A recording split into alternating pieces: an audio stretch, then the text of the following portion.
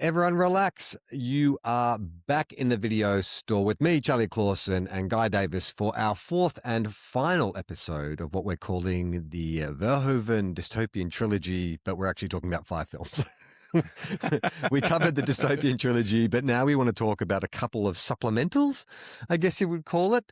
Verhoeven films that sort of had were derided, I think, as sort of known as lesser Verhoeven films, but we feel like are fairly indicative of where we were heading as a society that the Mad Dutchman managed to predict, and that is, of course, Hollowman and Showgirls. We're going to be talking about them together. We may jump from film to film. What do you want to say about these films, Guy? Well, I think when people like you and I, Charlie, when we talk about Paul Verhoeven, it is definitely, RoboCop, Total Recall, Starship Troopers, as we discussed, Basic Instinct, which was such a huge hit, and which we discussed, I think fairly extensively on our erotic thriller series, which you can find online.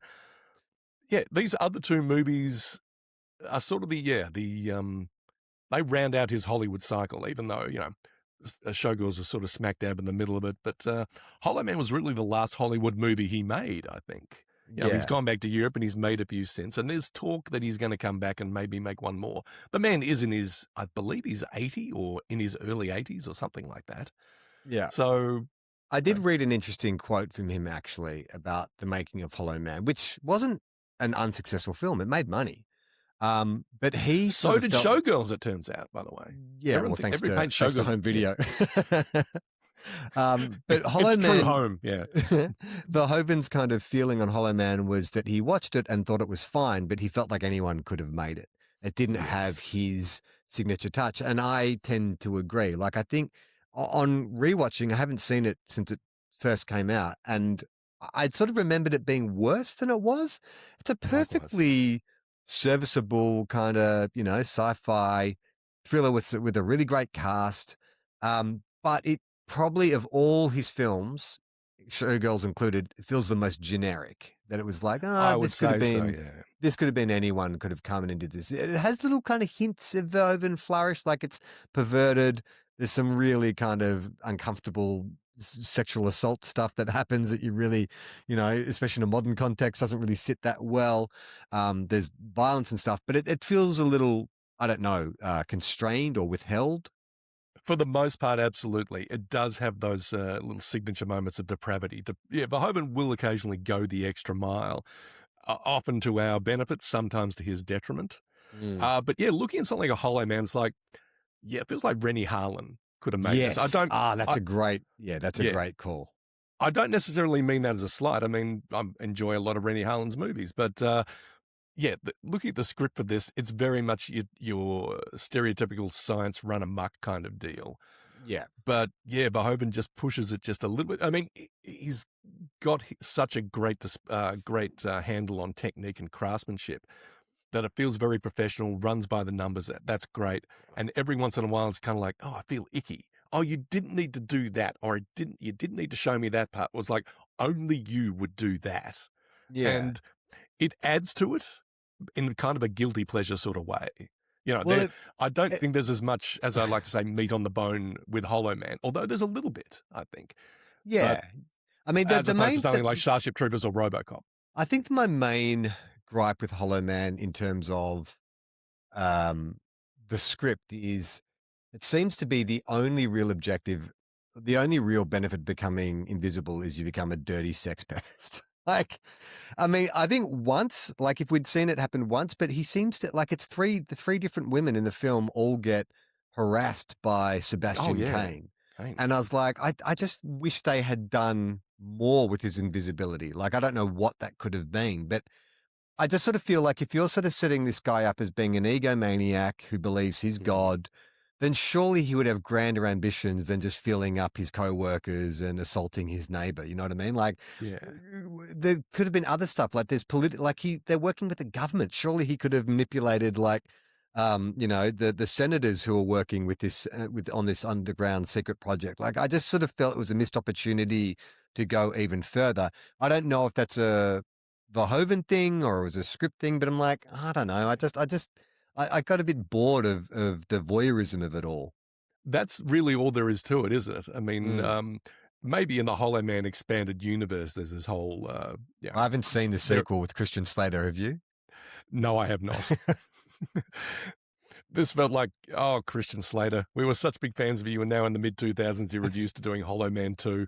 Yeah. Uh, yeah, but I don't know, maybe they had ideas beyond their scope that they were like, oh, we'd love to explore this, but they had a lower budget or they had just had lower ambitions because essentially this is a bunch of people in a single location Yeah. being chased around by an invisible maniac. And there are certainly ideas about, yeah, yeah, you're right about the whole invisibility thing. I mean, what does it do? Does it enhance your own worst qualities? Because they make it fairly clear from the get-go that Kevin Bacon's character Sebastian Kane, by the way, great villain name. That's Yeah. fantastic. Have Yeah. you ever known a Sebastian you can trust? Not me. No, none. Uh, Maybe a Seb. maybe a Seb.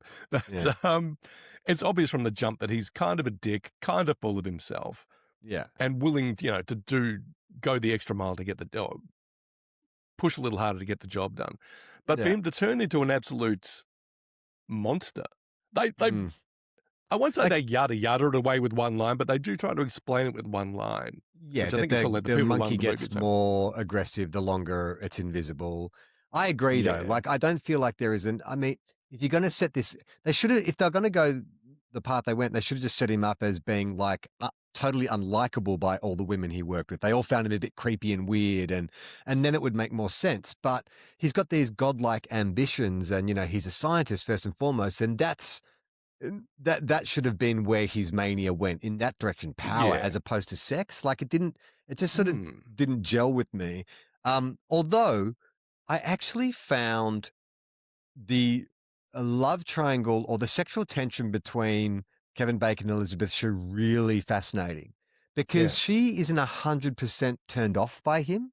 She No. says she is, but you get the sense that she's still attracted to him. And I thought, oh, that's a really interesting dynamic. She's got her kind of white bread boyfriend in Josh Brolin, Yeah. but she's still kind of attracted to the intelligence and the arrogance of Sebastian Kane. And Elizabeth Shue is such a great actor, man. Like, I was just sort of thinking about it watching her, because I could imagine that, like, there'd be a lot of actresses or actors who would be really like annoyed with what Verhoeven's asking her to do.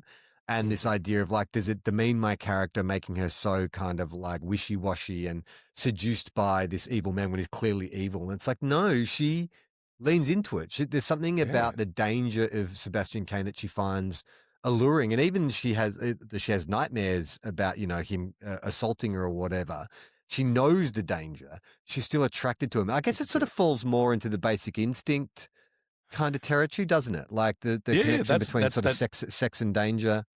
absolutely. That's that Verhoeven perversity. Yeah, and Mm, it's really interesting casting as well, given you've got your three leads in Elizabeth Shue, who's top billed, by the way. The movie's called Hollow Man, but I mean, she's, the lead. Um, Bacon at kind of his most charming. He's always mm. good when he's a little bit devious. Yeah. And And he's probably one of the few like leading men actors who sort of flits between villain and hero kind of effortlessly. Like, it's yeah, always a big deal when, Tom Cruise plays a bad guy in Collateral or whatever. that's Whereas right. Yeah. we just accept it. Oh, he's a villain in this one, cool. He's a hero in this one, cool. Like, you just don't doubt it. Yeah, but and having Josh Brolin as the third point in that triangle, this is pre No Country for Old Men. Josh Brolin, he's like, this guy's good, but he's B-list good. We Yeah. don't It's quite a know pretty what to do with thankless him yet. role. As It as is. as It an is. actor who has often been brought in to be the vanilla option on a love triangle, it is the worst. Oh, It is the worst role to be given. You want to be the bad boy, you want to be the Heathcliff, you don't want to be the vanilla option. But that's well, that's the role he's been settled with. yeah, but he points that out himself. He's like, yeah, I'm not the person who can get from A to D. Mm. I can't make those great leaps of imagination or ingenuity. I need to figure out B and C. He's very bland, and Yeah. Brolin hasn't sort of he hasn't got enough miles on the meter yet for him to be that guy that you would see in No Country, and then moving on becomes the Josh Brolin that we have now. But there he's just like, oh, you're kind of blandly anonymous hunk. I love the casting in this, by the way. I mean, this is full of, it's like, early 2000s would be, should be's, gonna be's, never Yeah, will totally. be's. Yeah. And Kim Dickens from Gone Girl's in there. J.J. Abrams' mascot, Greg Greg Grunberg. Grunberg. Yeah. Joey Joey Slotnick. Slotnick, what was he from? He's on a sitcom, wasn't he? It was I like think he was on a few sitcoms. Mad About Was he on You that? or something like that. I can't Yeah, remember or The which one. Single Guy. I think he was on The Single Guy. Right. Yeah, yeah. Yeah. Um, Starring yeah, everyone's favorite Jonathan Silverman. Yeah. it's kind of weird too because I sort of feel like I don't know if it's the contained location, but I think this is the worst looking of all Verhoeven films, like the most TV looking. The visual effects hold up really well, apart from a couple They of do. Yeah. janky kind of transformation with the gorilla, but the rest of it just feels a bit flat and overlit. And I know it's because they're in that the lab environment for most of the film. Like anytime Yeah. they're outside the lab, like the pool sequence is incredible, looks fantastic. The bedroom stuff is all really good. So the apartment stuff at Elizabeth Shue's and Sebastian's and the neighbors was all really good. But there's something about that set that I'm like, it just feels a bit like I'm watching like a Stars kind of sci-fi. Yeah. I feel like Or I'm an watching Hollow HBO Man 2, dare I Yeah, say. or an HBO movie of the week or something. But yeah, Yeah. considering that he's got a lot of his original or his frequent collaborators in there. I mean, Joost Volcano. Joost Volcano is the cinematographer on this. Mark Goldblatt's the editor. These are people who worked on. Did Volcano shoot Starship Troopers? I can't remember. He did, and he did RoboCop. So this is his team. But that's kind But of, you're I right. guess. I'm not. Yeah, can we look up the budget for this? I need to look up the budget for Hollow I'll Man. look it up. Hollow Man. Here we go. What do you reckon? Oh my gosh. I'm just looking it up as well, and I'm astonished to see I'm going to this say was like 100 mil. Yeah, 95 mil. Yeah, and it went on to make about with 250, I think. Yeah, 95. yeah, with roughly 50 million dedicated to effects work by Sony Pictures Imageworks and Phil Tippett Studios. So okay, that makes a bit of sense. It's So kind of yeah, I would not have thought that this would be close to $100 million. I Given think the way it looks more like a $60 million movie. Yeah, but I guess a lot of that would have been eaten up by visual the effects because at the time they would have been fairly groundbreaking. In terms of the story, though, I feel like Lee Winnell's Invisible Man, like 20 years later, I think did a better job of using analogy or metaphor. Like Lee Winnell's film is about domestic violence and about control and coercive control and coercive control and like an Elon Musk type egomaniac, and this idea of creating sort of like tension out of empty space. Verhoeven doesn't do that though. That's a Lee Winnell thing. Verhoeven is more about like, how can we make this how can we throw blood bags on the floor and just make this to the excess? So maybe it was just wrong from the jump. Maybe this just was not the subject for him to do, because I guess the horror of an invisible man is about loss of identity, minimalization, not being able to trust your own eyes, all that kind of stuff. And he's not about that. He's about excess. He's Very about how much can you see in front of you. Having said that, I mean, I'm sure that the megalomaniac male scientist character has been, a mainstay of not just genre cinema or genre storytelling, but storytelling for a very long time. I mean, you can go back to H.G. Wells' The Invisible Man, and that loss of who you are, or that loss of that image of yourself, results in a kind of enhancement of your megalomania or your mania. Yeah.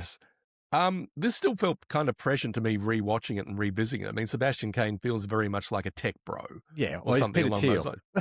He's just got contempt for humanity and government or government institutions. Yeah, it's like, just give me the money and let me do what I have to do. Don't stand in the way of progress. Yeah, and also let the taxpayers subsidize this, and then I'll charge it. Then I'll charge them for the technology that they've helped pay for.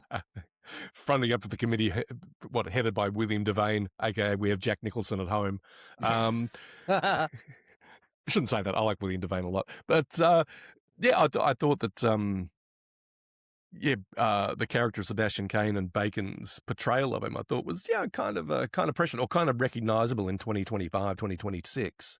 Yeah, that's Uh, that at tech bro or that megalomaniac kind of scientist guy still exists and is still venerated. we previously on this series, we had Rachel Barrett who came in and did our erotic thriller episode. And I know that she is has a unique fascination for the amount of um, non-explicit dick shots of Kevin Bacon's junk in this film. You see it. You see it on a heat map. You see it underwater. It's like an invisible watery pit. You see it as a steamy penis. Like, if it wasn't for Rachel, I wouldn't have been watching so closely. But I kept looking for every time there was an invisible scene. I'm like, am I going to see like And the there's a dong lot of it. represented? It must have, and they must have done it for real. Like he must have like been. I imagine he was wearing like a green suit or something, like a ping pong ball Yeah. suit. But did he have a prosthetic penis that was dangling? Because the way it moves in the scenes, it It looks like seems the kind of way realistic, doesn't a it? flaccid penis would move, like underwater, Yeah. or if blasted with steam or whatever. I mean, I guess we're in the era, only a year out from Wild Things. Kevin Bacon's really feeling himself, isn't he? Correct. No yeah. pun I mean, intended. I'm wondering about the relationship that Bacon and Verhoeven would have had. I mean, if they sort of realized they were, like-minded little stinkers who just wanted to sort of, poke and prod the audience with you know, showing off the parts. Well, I No. think that everyone who, from what I understand, I watched an interview with Josh Brolin, who did not have a good time making this film at all. Apparently, he and Verhoeven fought, the constantly. Okay. Elizabeth Shue and Kevin Bacon wanted to work with Verhoeven. Obviously, he's the basic instinct guy. But I think Bacon's motivation was a bit different to hers. Bacon's motivation was, Invisible Man, brilliant. I'll be on set for like half the time, and not realizing that he's actually going to be doing like more work because they were going to put him in scenes and then rotoscope him out or whatever the technology is, paint him out in the green suit. That mask he's wearing, the latex mask with the empty eye holes, and the mouth, he had to have the inside of his mouth painted green so they could Oh my paint it gosh. out. So it would have been incredibly uncomfortable. On the latex mask, I get it's a film and it's a spooky looking image and stuff, but could he not have just worn a balaclava? Like, did they need to? What is the point of the latex mask? Because he's not meant to be, like later on, it makes sense. He wants something that looks semi, acceptable in public, but he's not Yeah. meant to be out in public. So couldn't they have just gone to like an army disposal store? Got him a cheap beanie. Wrap some bandages around his head, but Yeah. then you wouldn't get that great visual gag where Sebastian's out on the street running wild and scares those kids. They're like, Yeah. "Oh, look at that freaky guy!" And he pulls off his sunglasses to show the empty eye sockets and the vacant mouth as well. So the kids get all freaked out. I don't know. That feels very much like Verhoeven, just like, yeah, fuck those kids. What do you think Sebastian Kane's game plan was though? So like, he kills off William Devane, so there's no one outside of the lab who knows what's going on. Then his plan is to kill the rest of them. Is his plan to then just like walk the earth with like Kane and Kung Fu? Yeah. Like what's he going to do? Like because this is where I think the plot breaks down in terms of the characterization. Like that's right. It just becomes it doesn't make any people sense through this underground facility. Yeah, you said it. This they guy, haven't alluded to the as having these kind of enormous ambitions as a scientist, and and then is he going to go sell it to the highest bidder? the Russians or something? Yeah, like they don't establish any of that, and I'm not really quite sure. So it kind of loses a bit of steam. I actually think the final act of the film is really great. Like it's really exciting and it's really tense and there's some really great sequences in it. But it's just that, like, we talked in the RoboCop episode about how perfect the end of that film is. Murphy regains his humanity, but he's still restricted because he's a product of a corporation. He's a RoboCop. Yeah, he's RoboCop. Then his prime directive is erased, and he's able to regain his humanity and also save the old man at Omnicorp. This doesn't have the same impact, right? Like it's almost action for action's sake. Oh, also a cross between an action movie and a slasher as well. Yeah. I mean, Elizabeth Shue was the final girl because they Yeah, really do, but they bump off do pretty much rank it everyone as a else. horror film. That's the weird thing, right? Because Yeah. I did look for a few reviews online, and most people classified it as a horror film. It's like, oh yeah, I guess it is a horror film because, like you say, it's a slasher.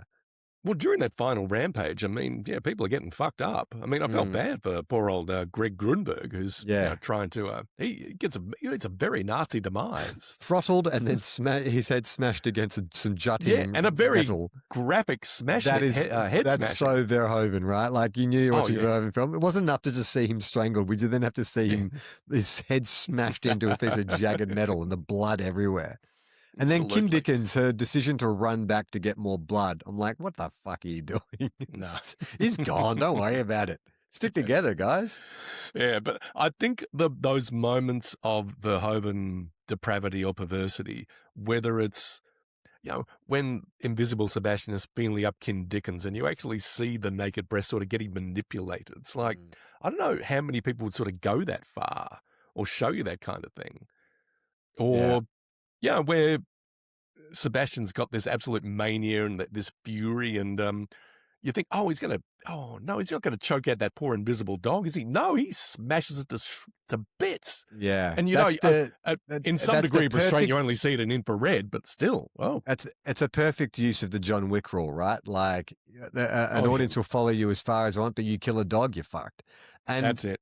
I think it Yeah, is a really smart use because it's just as horrifying, even though you're it aware really that is.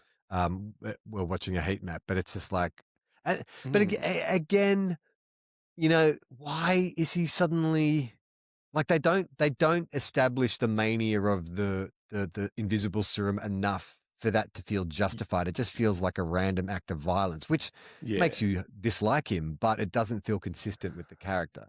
Yeah, I get the feeling they're sort of just trying to lay just enough breadcrumbs to make you think, okay, invisibility removes accountability and drives you a little bit insane. Yeah, the monkey's Mm. gone, or the invisible ape has gone wild.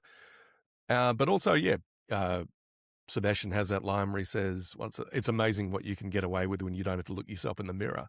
So, Mm. yeah, it's like all accountability has just been stripped away from this guy. He can do whatever he wants. And there have been hints that he's a dick. He's kind of looking over at his next door neighbor who's parading around in her lingerie. And it's like, oh, God damn it, she's closed her blinds. Um, yeah, but you're right. They never really sort of indicated that he was one step away from this madness that he displays. Yeah, it's also I have a little bugbear in films, especially films about like sci-fi films about scientists, where it's just filled with like sciencey gobbledygook. Like there was a line Mm. in it, I had to write it down. It's like the quantum signatures are calibrated. Like that doesn't fucking mean anything.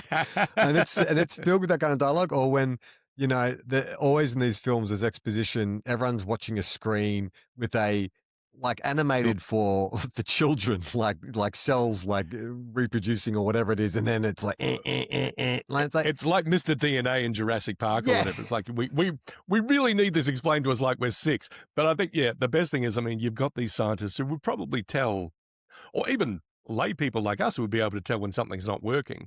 But a Mm, big sign on the screen has come up saying unstable, unstable. yeah. Wait a minute, stable, stable. It's working! Hurrah!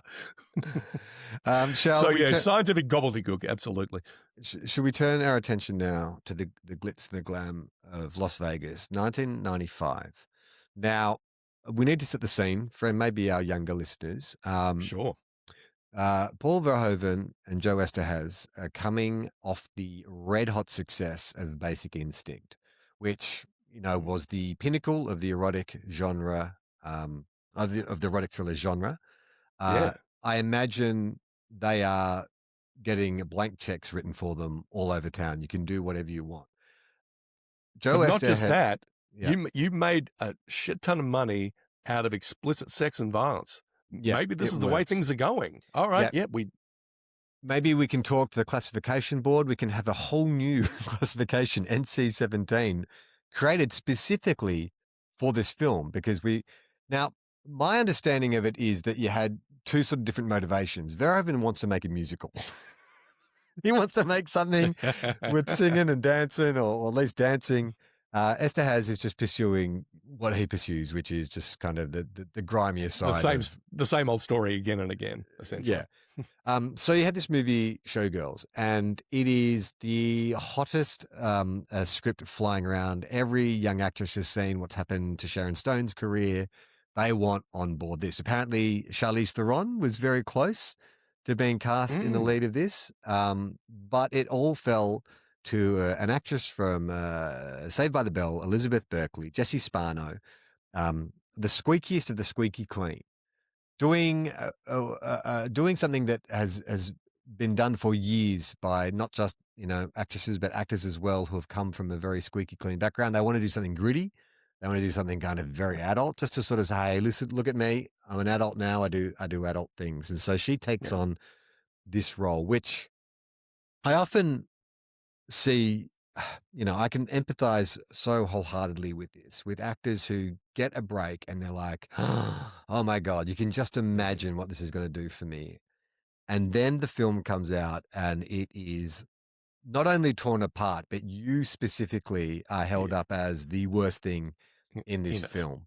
And You're I the just worst thing in a bad film. Yeah. worst thing in a bad film. And I just feel so bad for it. Now look, there Absolutely. is some silver lining to this story because Showgirls has been reclaimed in many ways, Mhm. and people have come to recognize there is some skill behind it. Maybe it's a so bad they're good. Maybe it's a film that was intentionally campy. Yeah. It's a cult classic. It's a It's a camp cult classic. Yeah. classic. She's appreciated, definitely appreciated by a certain subsect of film lovers. What I think I people are f- recognizing. Oh, sorry, Charlie. No, please no, go on. what I I remember seeing this when it came. I was not brave enough to buy a ticket for it at the movies. I was too embarrassed. I waited for it to come out in video. I remember watching it and I was right in the target demographic. I was 18 years old, young man, probably had seen many episodes of Saved by the Bell. Oh my goodness. This is a pre-internet Yes. era where I get to see a celebrity naked. I remember being so bored, so bored by this movie.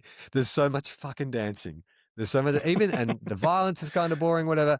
So Even the rewatch. nudity gets boring. Oh my god, it makes boobs boring, and that's a cardinal sin as far as Yeah. I'm concerned.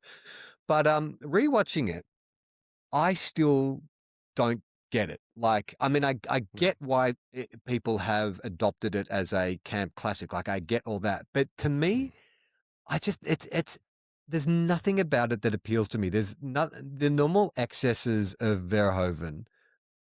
I just I do it doesn't work for me for some reason. Like, I find the look of it is too I don't like Vegas. I've been to Vegas a few times. Yeah. I don't enjoy it as a town. I don't enjoy it as an experience. And I do remember at the time a mate of mine, an older American actor, saying to me, like, when this film came out, like, he loved it because he said it's the Vegas experience. Like, if you go to Vegas, that's what Showgirls is like. It's garish, it's dumb, it's in Mm. your face, it's unapologetic, it's all these kind of things. Great. It's just not my flavor of things. I was about to say, that's a great idea. That's a great concept. It's like, I'm going to make a movie that shows what the real Vegas is like. But yeah, but the real Vegas is tacky and garish and kind of dull and designed to rip you off in a lot of ways. That's not Yes. exactly a great night out of the movies, is it? I mean, No. I think the thing about Verhoeven is he's a really good director, and he's a good enough director to elevate a pedestrian script. But there's only so much you can do with a bad script. I mean, the Hollywood movies that we've talked about, some of them have really, really good scripts. Hollowman that we just discussed is okay. Mhm. But as I said, Rennie Harlan could have made that and you probably would have got the same movie. Showgirls is a fucking terrible script.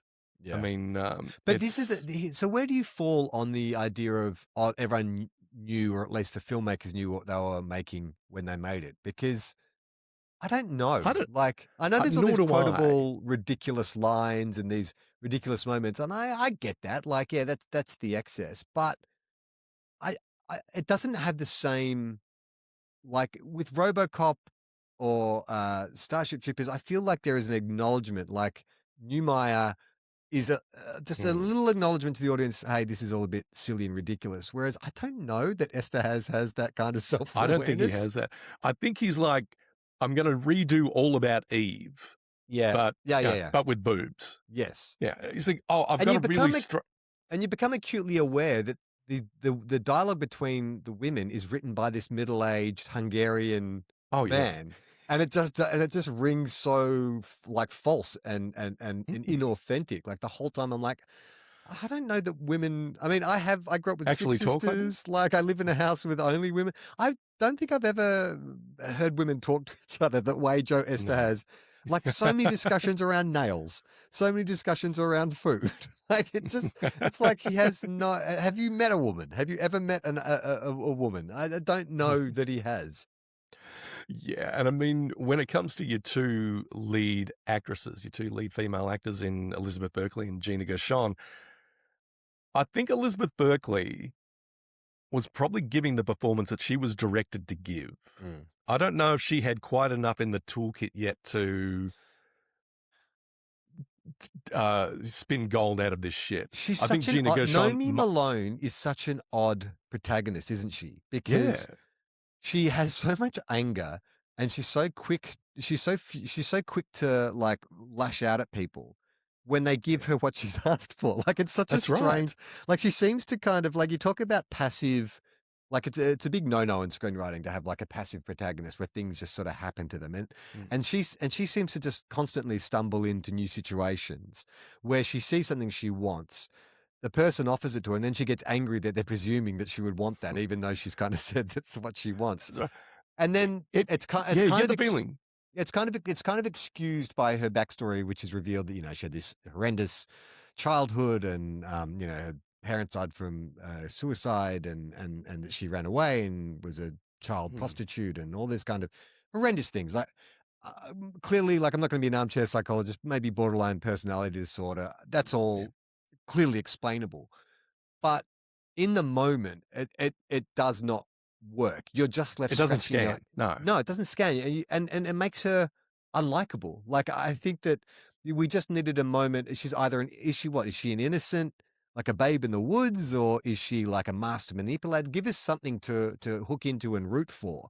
But she's just this kind of like unpredictable, Predictable, unlikable force of nature. Yeah, yes, you're right. I mean, she's not, as you said, a master manipulator along the lines of Sharon Stone in Basic Instinct, where it's like, you're so devious and so cunning that I've got to admire you.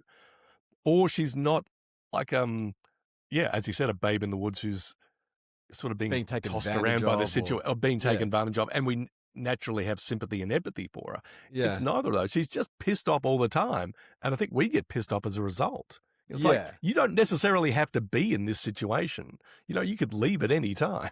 Well, I guess like, and this is where I think if you the if you're going to be generous, or if you're sort of reaching into what Verhoeven's saying or Esther has, is this idea that like even in an environment in which women appear to have all the power, Power. with the sexuality, with the headlining shows and stuff, they are still being exploited, Yeah. and that You're going to be hired by a man. You're going to be, promoted by a man.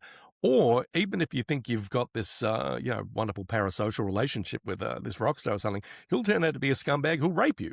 yeah. It's And by the way, that rape scene is one of the most horrific ever put on film, to the point where, like, I understand that people think this is a camp classic and they can enjoy it and stuff. But what happens when that scene comes on? Because there is nothing enjoyable about that. It's horrifying, and even it's the real. revenge It's that she takes on him is like it's all ugly. It's just ugly It's real grindhouse stuff. It's like I yeah, spit on your grave or something. yes, Now, yeah, I'm sure if you, talk to Verhoeven about this, he'd probably say, well, that's the point. But mm, I don't know, there's ways of executing it where you kind of feel the pain that she's feeling, but also not the thrill of revenge, but you get some kind of vicarious satisfaction out mm, of it. The ledger's been balanced a bit. But tonally, this movie's all off. It's all over the shop. yeah. It And, doesn't really know what it wants to be. That's the thing, right? Like oh, it's got all these elements. Like you say, is it all about Eve? It's like a, kind of a modern sort of sleazy version of that.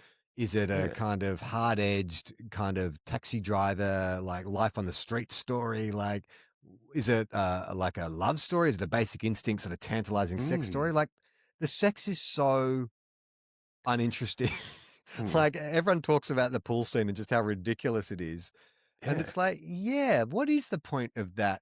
Because on one hand, Naomi's like, don't call me a whore, don't call me this, don't call me that.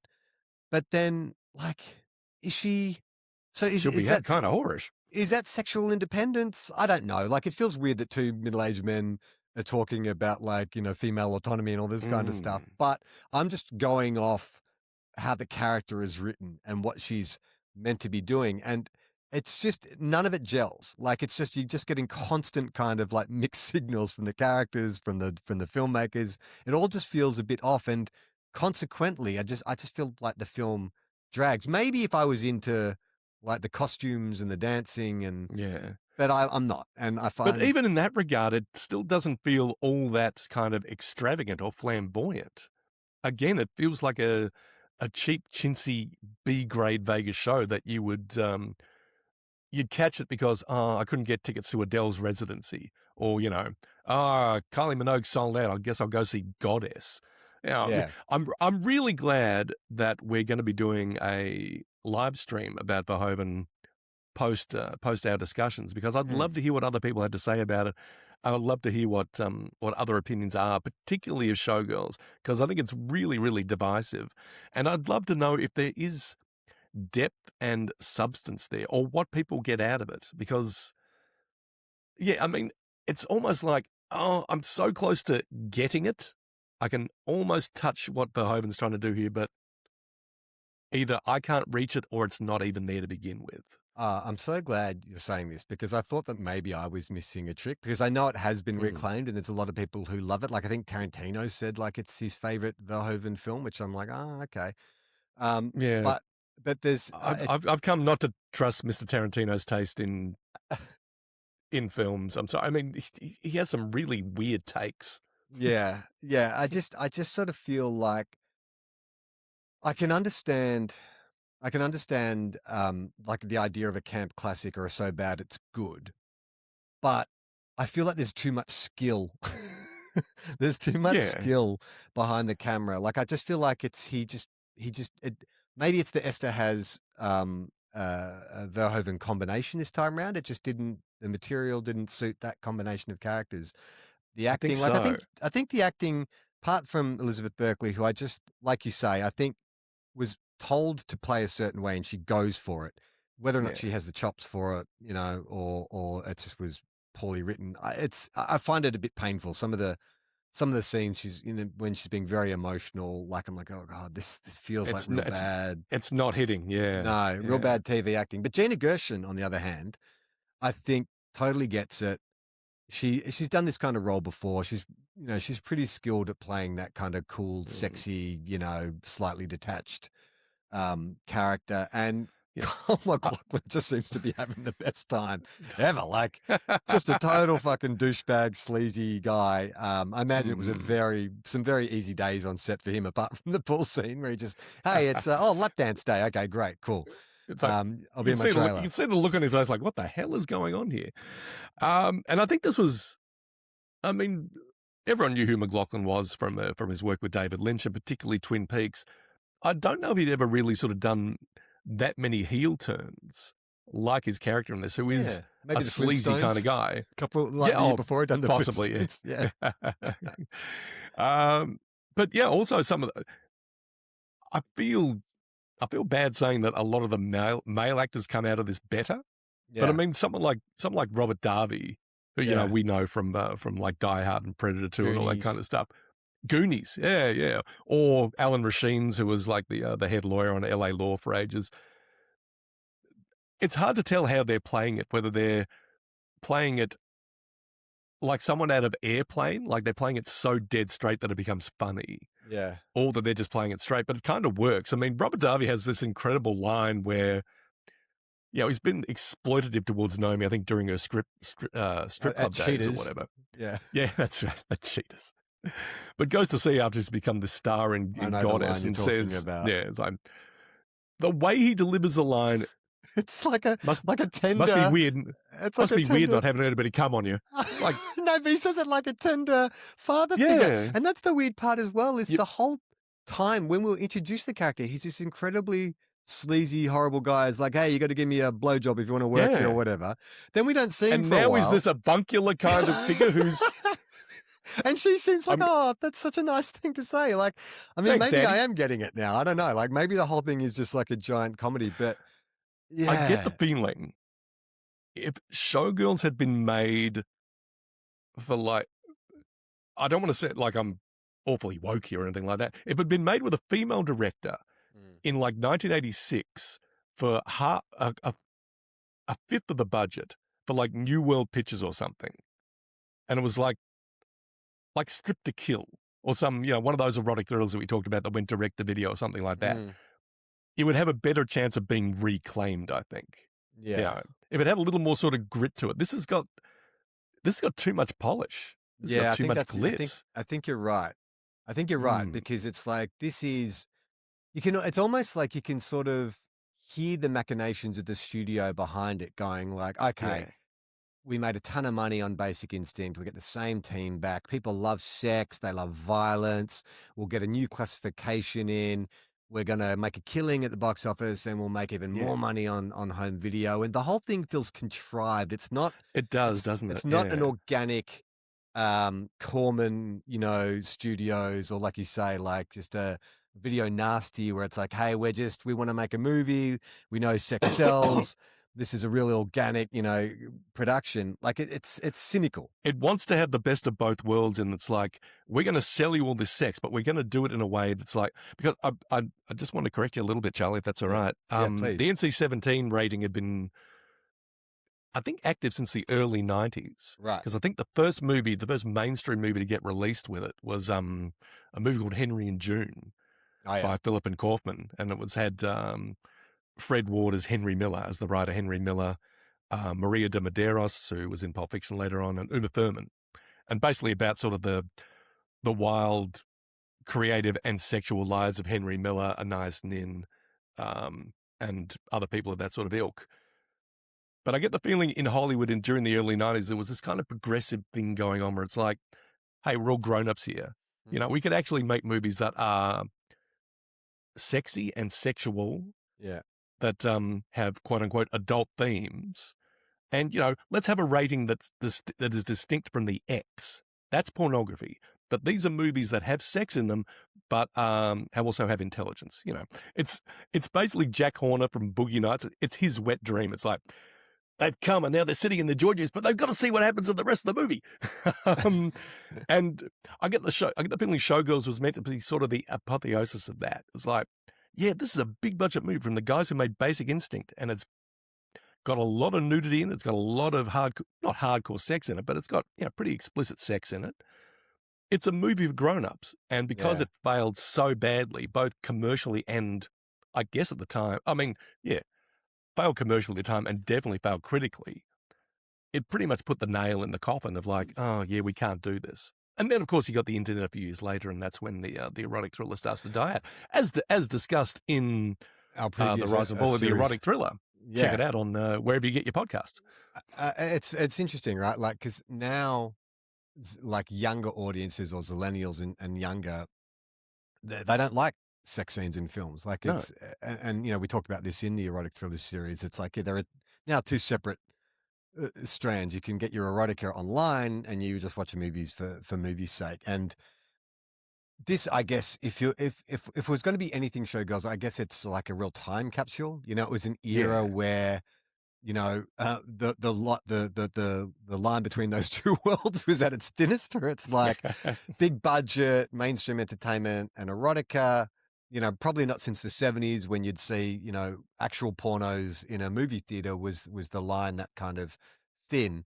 But it now, by comparison, it's just like I'm glad I live in a world where Showgirls exists, where someone Sure. swung for the fences and they got a real good director to have a shot at it. But it's not a film that I'm in a rush to go back. And honestly, too, trying to watch it in my house and avoid questioning has been a real challenge. And I felt naughty about like going into my office on my iPad and watching this Absolutely. so I could talk about it. Well, it's a real sliding doors thing, as we said. Yeah, I mean, if this had worked, imagine what the next few years of cinema would have been like. Yeah. Yeah. Well, I mean, it's also the era of like Demi Moore doing striptease, right? Didn't it was before? That's After right. This, it was around Yeah. about the same time. Became the highest paid actress in Hollywood. Again, also a flop as well. So, I mean, who was? I guess it was only really Sharon Stone who nailed it in a big bad way. Yeah, and even she couldn't replicate it all that much. I mean, Sliver right. wasn't much of a hit. And I mean, Basic Instinct 2, I think by the time that came out, everyone was like, no, this ship has sailed. Yeah. Yeah. Interesting stuff. Well, Hmm. Guy, you did mention that we are going to do a live stream and we want you, the audience, to be part of it. All you need to do is join our Patreon. You can join our Patreon for as little as $1 a month. You can even just sign up just to take part in this live stream. But Mm. next week, Guy and I will announce the exact time and date we're going to be doing the live stream, where we're going to review the entire dystopian trilogy. We're going to take your questions. Maybe we'll even watch a few clips from our favorite Paul Ooh. Verhoeven films. But it's going to be a good fun time. Thank you for sticking with us through this. If we've made you feel shame for loving Showgirls, that's not the point. I get that there's an audience for it, and I love that there's an audience for it, and I understand why it appeals to a certain group of people.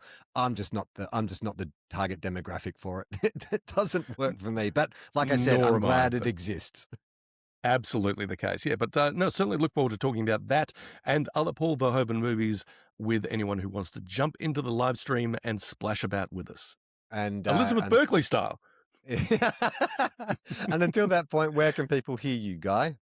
You can hear me on the Four Finger Discount Network, where co-host Brendan Dando and myself will discuss The Simpsons, South Park, Seinfeld, Futurama, all manner of nostalgic 90s ephemera. There's also the Movie Guide with Moulton and Davis, where Entertainment Tonight legend Leonard Moulton and myself discuss movies old and new. Oh, I'd And love okay, to I read can. Leonard's review of Showgirls at the time. I'm gonna have to look that up once we get Oh, off. It'd be yeah. interesting to know what he thought. And then you'll get off even further. That is it for the video store. Thank you for joining us. Like we said, a live stream coming up next week at some point. We'll confirm in due time. But for now, I'm Charlie Clausen. I'm Guy Davis.